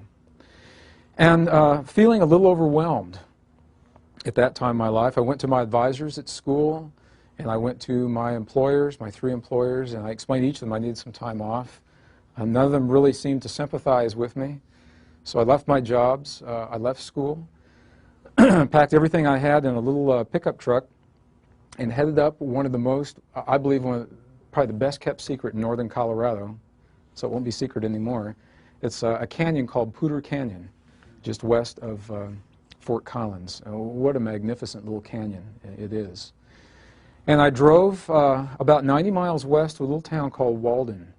Just outside of Walden, Colorado, there's a place called Lost Lake, which of course is not lost because everyone knows where Lost Lake is. And I went to Lost Lake to come to terms with all these things that were happening in my life at that time. And it was one of those times in life where maybe the goals and the expectations are a little greater than the reality of what's going to happen. I said, well, I'll set up camp here on the edge of this lake. I'll live off the land. If you ever choose to live off the land, take backups. It's always a good idea. Take something. And I did not. And I did. I set up a little camp on a beautiful pine forest floor right on the banks of Lost Lake. It's right around 10,000 feet. It was beautiful. It still is. It's just a beautiful place to be. And during the day, I would just kind of putter around. I'd do my prayers and my meditations, and at night I'd start a fire and cook dinner, and I'd do my prayers and meditations, and not much happened for the first 2 days. Nothing happened for the first 2 days, I'll just tell you the truth. And on the third evening, I did something different. And it's something I'd never done before then, and I now know that there's actually a name for it in the indigenous traditions in North America. It's called the Dream Fire Ceremony. And what I did differently was that after dinner, in the fire that was in front of me, instead of closing my eyes and doing my prayers and my meditations, I left them wide open. And I gazed into this flame until I found a very comfortable place. And there's a little place right at the top of the flame, and then there's a little space, and then the rest of the flame is there. And I know that you know where it is. You've seen it in candles, you've seen it in matches. There's a magical place. That is a magical place. It allows us to relax and move into an altered state of awareness, sometimes without even knowing it. And that was what was happening to me that evening as I began this dream fire ceremony. And I didn't know at that time that it even had a name. And with my eyes wide open, I asked a question that I had asked many, many times before in my life. And I said, Father, I ask for the wisdom to know the role of light and dark in my life, and my relationship with them at this time in my life. And when I ask questions like that, generally I expect answers, and there was no answer. Rather, there was a question that came back to me from a voice that by that time in my life was very familiar to me. In 1959, I'd had 2 near-death experiences the same month, in July 1959. In each of those near-death experiences, I came to know a voice that has been with me from that time forward, and that voice is what I was hearing in this dream fire ceremony. And the voice asked me a question rather than give me an answer. It simply said, how may you know the forces of light and dark and the role that they play in your life until you actually know what the forces of light and dark are? And I thought about that. And it made sense because all I really knew is my conditioning, what other people had told me, what I'd seen in books, and what limited experience I'd had up until that time in my life. My experience didn't match my conditioning, and that was where the confusion came from. So with my eyes wide open, I asked to know what the power of darkness in our world is really all about, from a first-hand perspective. And almost immediately, in my mind's eye, images began to race through of all of the hideous characters that I had seen in textbooks and in my family Bible, loosed, saggy-fleshed individuals, very discolored bodies, usually bloodshot eyes. And I began to see these things in my mind. And when you're in a campfire around 10,000 feet late at night by yourself, you can conjure up some pretty amazing images. And I did that. Well, what happened next was completely unexpected. I was envisioning those things in my mind, an image began to coalesce in that magical place in the flames in front of me. And it frightened me. And I thought about getting up and leaving, and I did not. I looked down and blinked my eyes, and when I looked back up, it was still there. Now, I'm not suggesting that this is a reality. What I'm saying is that this is my experience that led me to an understanding. I'm going to share this with you. I watched this image as it coalesced, and it became denser and denser and denser until I could see that it was the head and part of the chest of a being that I had seen in my mind's eye, hovering in the flames in front of me, and it was looking away from me, fortunately, which gave me an opportunity to study what this phenomenon was that was happening, this thing that was in front of me.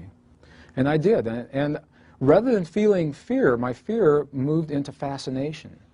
And I simply began to look, and I was fascinated at the folds and the creases in the saggy flesh and the scaliness at the same time that was shimmering in this fire. And while I was experiencing that fascination, the image began to rotate and the face began to turn toward me until it was facing me full on.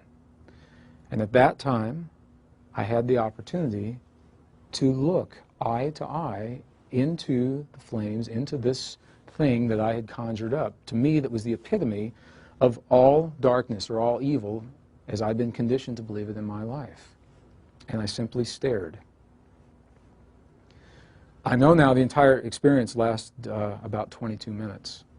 And when you're having an experience like that, it seems like an eternity. As I stared, something began to happen. The image of the epitome of evil, what to me was the epitome of evil in the flames, began to change, and it got softer and softer and softer. And in just a few short moments, replacing the hideous image that had been there earlier was the face of a very young child. Neither male nor female, it was simply a child that was in the flames. And the child looked at me. And as I looked at this child, I felt this tremendous sense of sadness well up from within me. And the child had huge tears coming down its cheeks, and I found myself with tears coming down my cheeks at the same time. With that experience, I began to re-examine my conditioning, and that led me on a path through many ancient, obscure, and esoteric texts. And what I'll share with you now is what I believe is perhaps the greatest potential of our healing, of any illusion of separation between us and our world and our Creator, and the source of all that we will ever know as fear. And think about that. I asked you this morning to describe to me the negative characteristics of your primary caretakers, and we had many different words, many different perspectives that had the underlying aspect of fear. And I said, of all of these different expressions, they all pretty much resolve to one or some combination of those three universal fears. And now the Essenes offer us a path and take it one step further. They say, as you heal, not if, as you heal this memory, then you have healed those universal fears. So in simply healing a single memory, fear is no longer possible in your life. In simply healing a single memory. Well, let's take a look at that memory. When we talk about light and dark in our world, we have, historically, we have images that come to mind when we think of light and dark. If darkness and light are equal and different only in seeming, as we're told in the ancient texts, and they are benign forces in service to us rather than forces that either like or do not like us, that's a very different world that we're living in. Very different. It is only possible for you to feel judgment and rigidity and anger and selfishness and abuse, control issues, or to have those experiences within yourself if you still have allowed for fear in your life. The only way that fear is possible is if you believe that dark and light are separate from one another and that the darkness is something other than our Creator. If you allow for the possibility that darkness is part of our Creator, just as light, however you view your Creator, makes no difference. If you allow for that possibility that there's a single source of all that we'll ever know in our world, and it has many different forms of expression, it is impossible to fear. Your body mirrors your belief in the relationship between light and dark. Your body mirrors your belief. Illness is only possible if you believe that those forces are separate. Death is only possible if you believe those forces are separate. And as you allow for the possibility of the marriage of those two forces in service to you, your body mirrors that biologically. You mirror that through your immune system. You mirror that through the way your cells rebuild themselves. You mirror that in your relationships with one another, and life becomes very, very different. Because it is no longer possible to fear or to hate if all there is love in our world. What I believe has happened is that here we are in this paradigm. We have had such a tremendous acceleration of technology out here. We now witness the moment of conception live in a human womb. Not a still photograph. We witness it live. We have witnessed DNA passing between a sperm and an egg.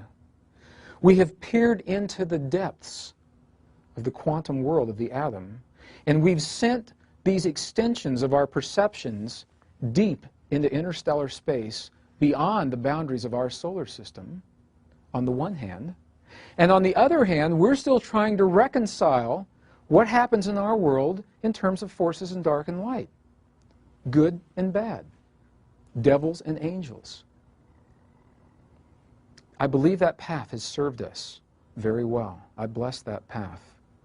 And I believe that very rapidly you've outgrown that path.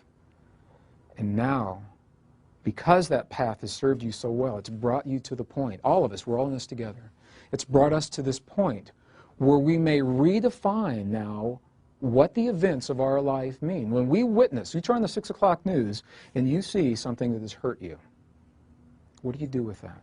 How do you reconcile that? You say, if all that's here is love, and I'm witnessing 10,000 Rwandans massacred, laying dead on the side of the road by their own people, how do I reconcile that? What does that mean? Or typically what you'll hear is, how can God let that happen? Well, if we allow for the possibility that there's a single source of all that is in this world, then you have just opened the door and paved the path. You're allowing for a much greater possibility that the ancients called the science of compassion. Until we can reconcile those two forces, compassion may not make a lot of sense.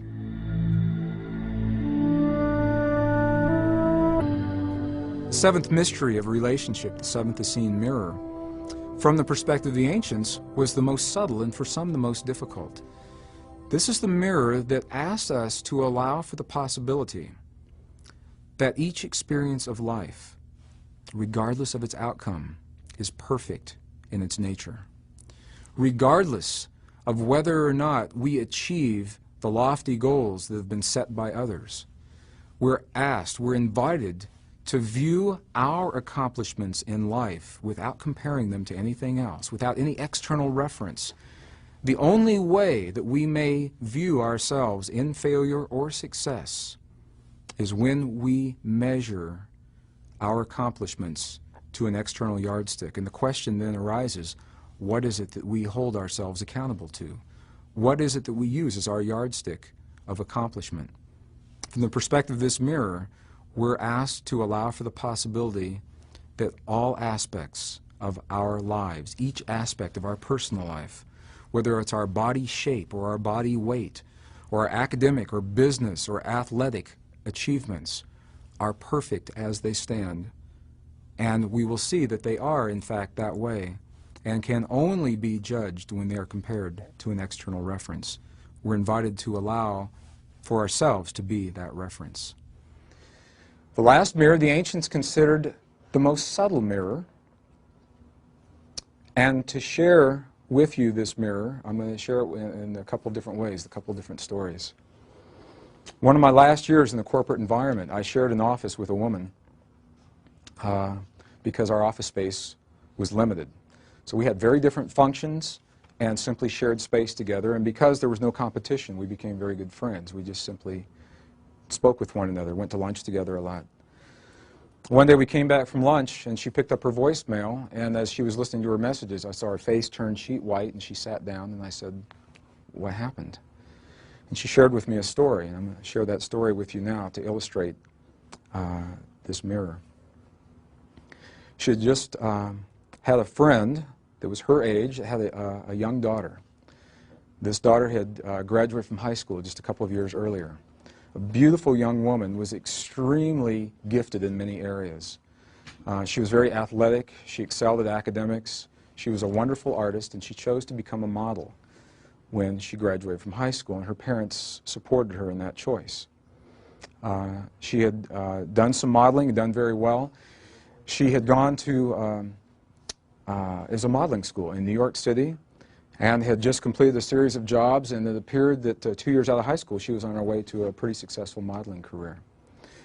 Well, after the first couple of jobs, the modeling agencies began to say, for this kind of work, you'll have to change your appearance a little bit. And they started with some obvious things, and they, even at her young age, they did some tucks around her midline.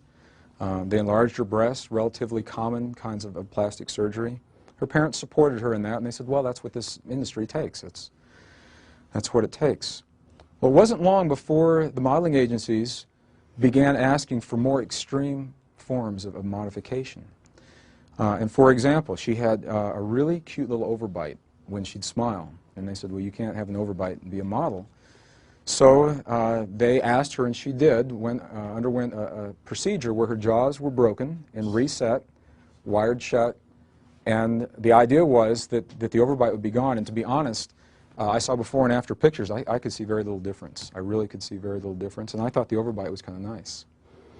Well, while her jaws had been wired, of course, she was on limited diet. She lost quite a bit of weight, and which is generally desirable in the modeling industry. And as she lost that weight, some of these ribs, the lower ribs, floating ribs, began to stick out more than they had before. And the modeling people said, well, that's no problem. We can address that surgically. And they did. They went in and took out these 2 floating ribs on either side. And something began to happen with her. And maybe you've seen this before. Body weight kind of goes in modes. I was a competitive runner for almost 20 years. And there were some times I could eat anything, no matter what it was. And I just couldn't keep weight on my body. And there were other times I could think about eating and not do it, and I would gain weight. And your body kind of goes into a mode. You can stop eating for a while, and you'll still maintain a constant weight, or maybe even gain weight. And you can begin to lose weight, and then you say, okay, well, that's enough. I'll start eating again, and your body is still in a lose weight mode, and it keeps going. And that's what happened to this woman. She began to lose weight and was in a lose weight mode, and the phone call that my friend had that morning was from the young girl's mother. Her daughter had just died in the hospital from complications of malnutrition in the hospital because her body could not assimilate that weight. And my question was, why did this happen? Why? What was it all about? A few months ago, Melissa and I were traveling. We live in where we have to fly out of Albuquerque to get to anywhere. And on certain airlines, I won't mention airline names, but certain airlines, you have to go through Dallas before you go anywhere else.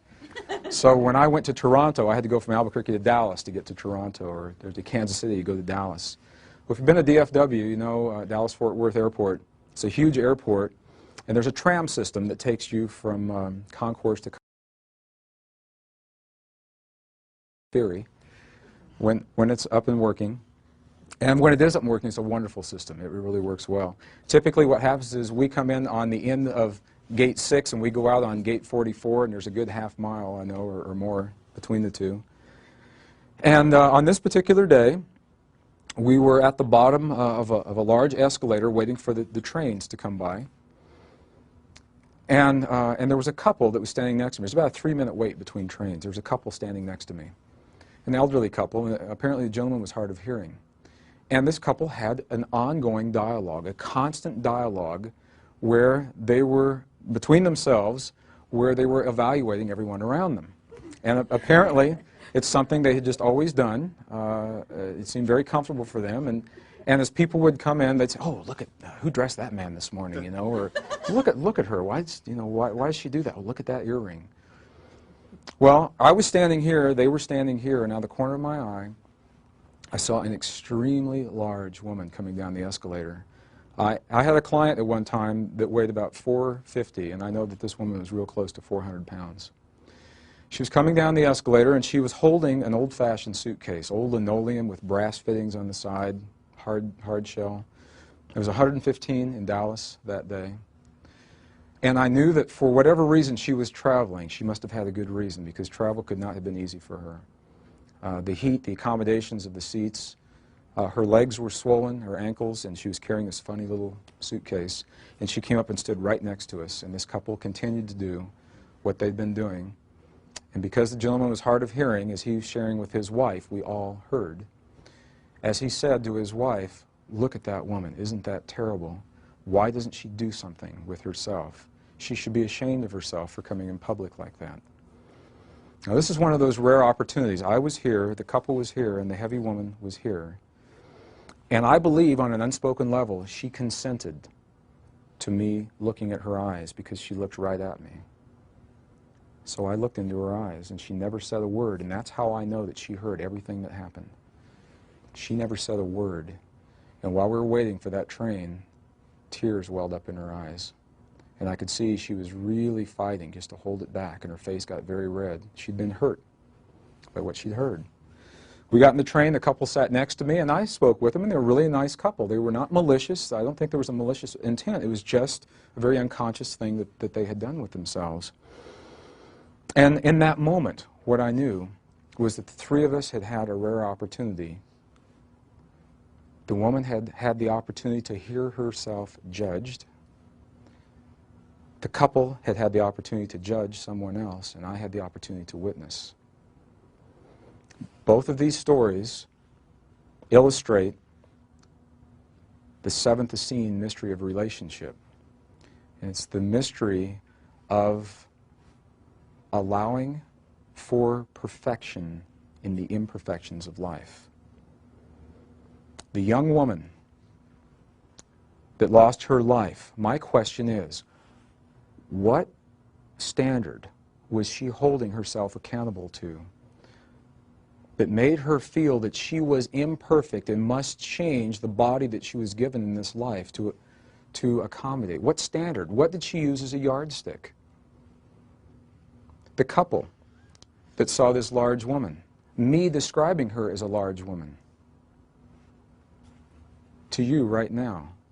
Until you compare your experience or your life to an external reference, how can it be anything other than perfect? And my question to you is to please be aware of what it is that you hold yourself accountable to. What do you use as your yardstick in life? How do you know when you've succeeded or failed at something in life? I could share with you a sheet. We could do this. I could give you a sheet, and I could give you a list of criteria, and I could say, tell me about your athletic capabilities, your academic capabilities, your capabilities in communication, in romance. That's always a good one. Are you a good lover? Tell me about all these things. And I'd give you about 15 seconds to give me an answer, because it doesn't make any difference what you answer. If you see yourself as anything other than perfect, what have you compared yourself to? How do you know that you are doing anything other than perfection until you reference outside of yourself? We were talking about this yesterday. I went back into the video room to see what this tape looked like. And they were reluctant to let me see it because there was a sense that I may judge myself on the screen as I live this mirror. If I am giving you the best I can do in this moment until I compare myself to someone else, this is perfect, and this is what this moment is. This is, for the Essenes, the most subtle, because we are so quick to judge ourselves, and we are our own most difficult judges. So what I'll say to you is I'll invite you to look at your life, look at the places in your life where you sense that you're not happy with yourself. The only way that can happen is if you've not done your best, or if you have done your best and you've compared it to someone else. What do you use as your yardstick? In our culture, what is our yardstick? We're compared to this man. You know what this man said when he was here? He said, you think the things I'm doing now are cool, wait till you see what you're about to do in 2,000 years. I'm paraphrasing a little bit. He said, don't hold me. Don't hold me on the pedestal. He said, you are far, far greater than I as you realize the power that lives within you. The power of thought, feeling, and emotion, and what you'll do with it. So that's the seventh Essene mirror of relationship, the mirror of perfection. Well, these 7 mirrors of relationship, powerful mirrors, powerful insights into why we have lived the kinds of lives and had the relationships that we have had. The Essenes remind us that we will all go through each of these mirrors at some point in our lives, whether we recognize them or not. Often we'll go through many mirrors simultaneously. That's the masters that we are. That's the masters that we become in this lifetime, is that we move through the mirrors and we move forward with life each day possibly without even recognizing why we're doing these things. Well, it would be nice to have a beautiful neon sign flash to us first thing in the morning and say, on this day, after you finished your breakfast and after you sent the family off on their day, you may begin your dark night of the soul. And the reality is that life does not happen to us in that way. We're invited to know ourselves in the presence of others through our relationships.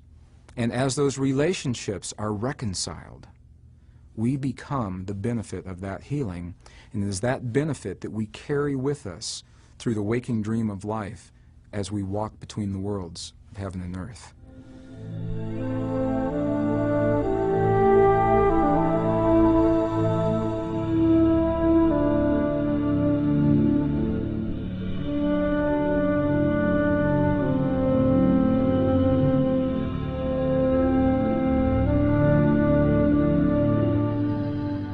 And this story is a story directly about Jesus of Nazareth and healing. And the story tells of a particular woman that he worked with one day and how he chose to respond to her requests. As we read these texts, it's interesting. What I've discovered is that not every single person that sought the help of Jesus was healed. He would ask them 2 questions. Depending on how they answered those questions, they may or may not have the benefit of the healing. The first one, he would ask, he'd say, do you believe in me? Do you believe in my Father? At that point in his life, he made no distinction between himself and his Father in heaven. Think about that. No distinction. In our language based in separation, as the translations were made, what's the most powerful prayer that we've been offered in the West, what we believe? When you ask someone about a prayer, typically what prayer did they? Okay, and listen to how that was answered. We call it the Lord's Prayer. Whose Lord?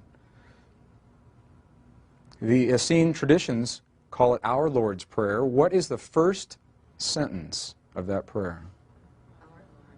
Complete sentence. Who art in heaven. That's the Western translation. Our Father who art in heaven. There's the separation. Our Father's in heaven and we're down here somewhere.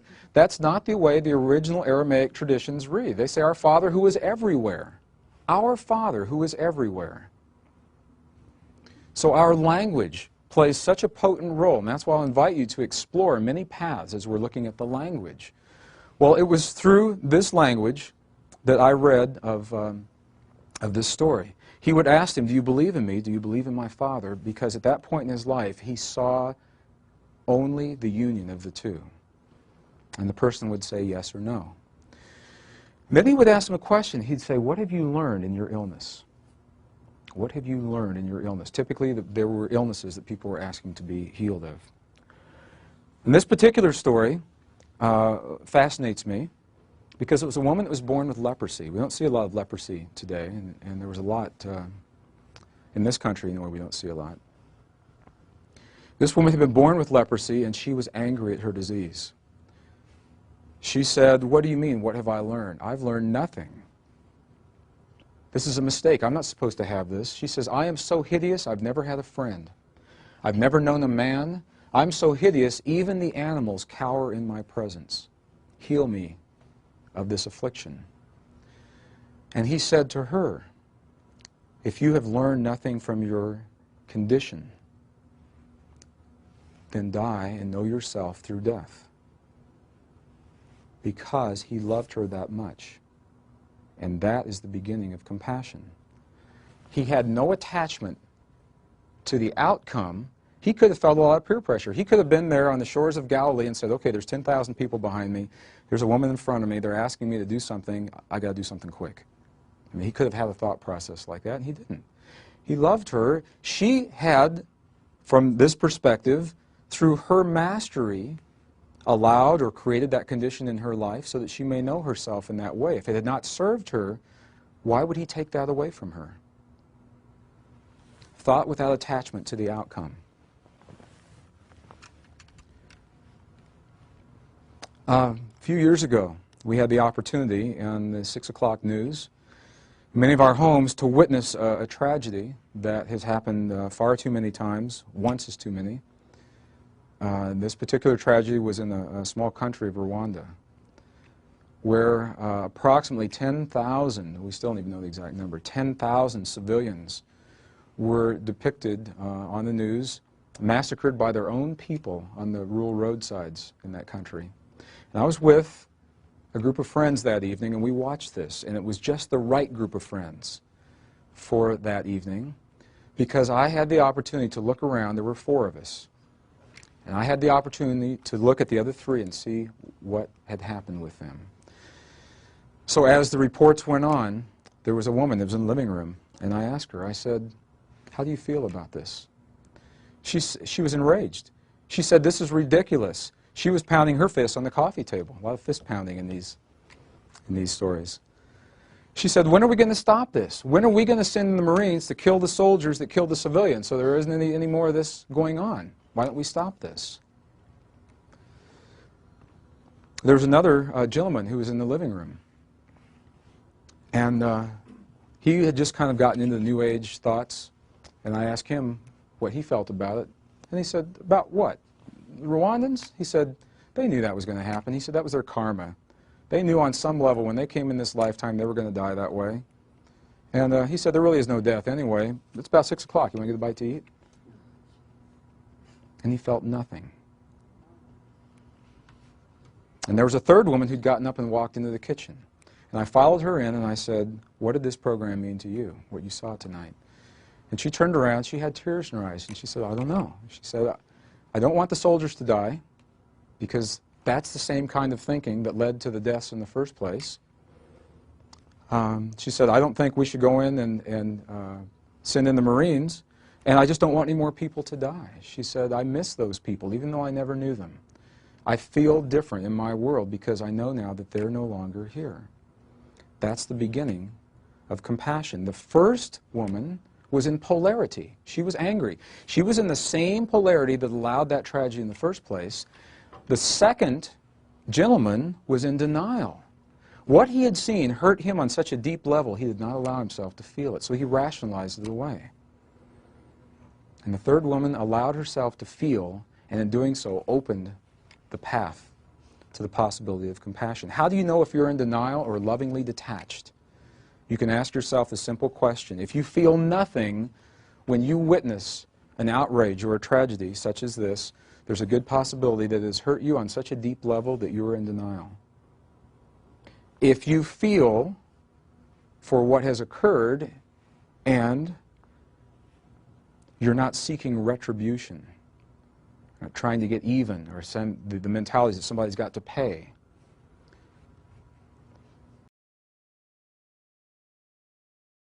you're not in the polarity. You're allowing yourself to feel what has happened. And if you can say to yourself, I miss those people, and this didn't have to happen, and there's a sense that somehow there's a balance that's occurred here, you may be at the path, at the doorway to what we call compassion in our lives. This is a completion for our animal story that I began yesterday. My little friend Merlin, somebody said, well, what, are you going to tell us whatever happened to Merlin? Where is Merlin? And I'll share that with you now because it's been a really powerful part of my life, and it is very relevant to make concrete these sometimes nebulous concepts that we're describing here. Well, I got all the things I needed to take Merlin across country, and Merlin and I had a great adventure from Mount Shasta all the way to northern New Mexico. And we live about 6 miles from the Colorado border, so we're in a very high mountainous area. And Merlin grew to be a very healthy, vigorous, beautiful, large black male cat. Not a speck of any other color on him. He was completely black. And a very good friend. Merlin, if you've ever read the book Awakening the Zero Point, he was right there on the table with me as I wrote each evening. Every once in a while he'd get up and stretch and he'd walk across the keyboard. And sometimes he'd type words that made sense, and I'd have to read those. So if you saw a lot of typos in that book, I like to say Merlin helped me with those. And Merlin used to go out every single day. We'd let him out first thing in the morning, and his rule was he had to come back in by 1 o'clock in the afternoon, and he did that for several years. There was one day Merlin went outside and he didn't come back. And at first I wasn't too concerned about that. I thought, well, maybe it's just a kiddie walkabout. You know, it's a male thing. He was going to explore this territory in northern New Mexico. And by the time the second day rolled around, I was a little concerned, and I really felt something was happening. And by the third day, I knew something had gone wrong from my perspective at that time. And I stopped everything I was doing. I returned no phone calls, no correspondence. I did no business. And for 5 solid days, I invited friends in our valley, and we looked for Mr. Merlin everywhere. We looked in coyote dens, we looked in owl nests, we looked in badgers' burrows where we could find them. We went and looked around eagles' nests down in the valley.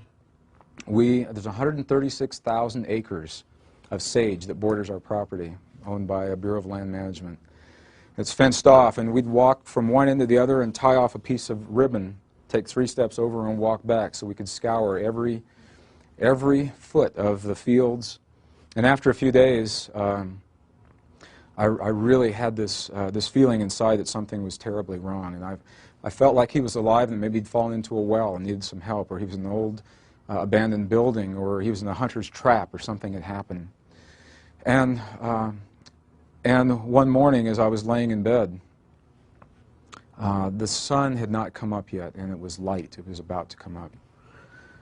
And I asked for a sign, and I simply said, Father, I asked for the sign. Is my friend Merlin alive? Does he need me, or what's happened? And I didn't even get the sentence out of my mind. I hadn't even finished that sentence yet, and something happened that had never happened before. It's never happened since. From 360 degrees all around our property, I heard more coyotes yip and yell and scream and cry, broad daylight. And then as soon as they, just as suddenly as they began, they stopped. And I knew in that moment that Merlin was no longer with me, and that he'd been taken by a coyote. Well, I got up that morning, drove a truck down the road, and something very odd began to happen. There were coyotes everywhere in broad daylight. There were young ones and old ones, and they were walking in 2s and 3s. They walked in the road right in front of my truck. They were all over my property. And normally you'd only see them maybe very early in the morning or at dusk. You typically did not see them in broad daylight. And I had an opportunity in that moment. And if it had happened at another point in my life, I may have been very angry at every coyote. I may have chosen to stand on top of one of my buildings and snipe each one and said, maybe you're the one that took my friend Merlin. And I didn't feel that way. I didn't want the coyotes to lose their lives, I missed my friend Merlin and his presence. I missed his life. And in that choice of not being angry at those coyotes while still allowing for the emotion of losing my friend, for me, that was a powerful opportunity and an opening into compassion. Thought without attachment to the outcome, feeling without distortion, emotion without charge. It hurt me deeply. He was a very, very close friend. And I share animal stories, and maybe to some people they're kind of silly, and if you have ever been alone in your life, or I've never had any children, animals have essentially been children, and they've been powerful teachers to me, really powerful teachers.